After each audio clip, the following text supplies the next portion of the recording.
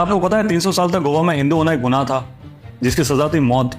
इतिहास की वो दरारें जिनमें हमारे पूर्वजों की चीखें दबा दी गई, वो लाशें जिनका कोई आंकड़ा नहीं, वो मंदिर जो राख में बदल दिए गए, और वो चिताएं जो चलती रही सिर्फ इसीलिए क्योंकि वो हिंदू थी।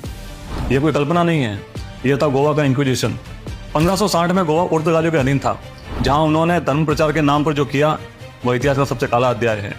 कैथोलिक चर्च की इंक्विजिशन संस्था ने गोवा में आतंक का ऐसा तांडव मचाया कि सुनकर भी रूह कांप जाए। इंक्विजिशन का मतलब था या तो ईसाई बनो या मर जाओ।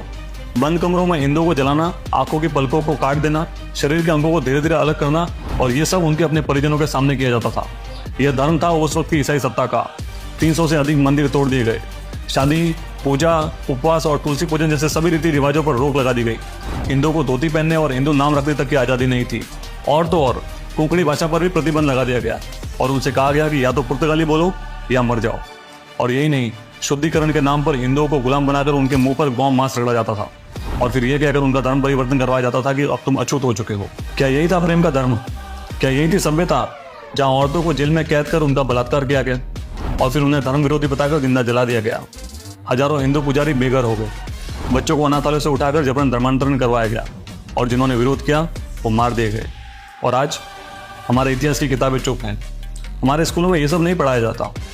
हमारी इस पीढ़ी को नहीं पता कि उनके पूर्वजों ने कैसी पीड़ा सही है, कैसे उनकी आस्था को कुचला गया। 300 साल के अत्याचार की वो गाथा मिटा दी गई, इतिहास को पूरी तरह वाइट वॉश कर दिया गया। गोवा इंक्विजिशन सिर्फ धर्मांतरण नहीं था, एक सभ्यता का नरसंहार था, एक संस्कृति को मिटाने की कोशिश और एक सभ्य समाज को गुलाम बनाने की चुपचाप रची गई साजिश थी।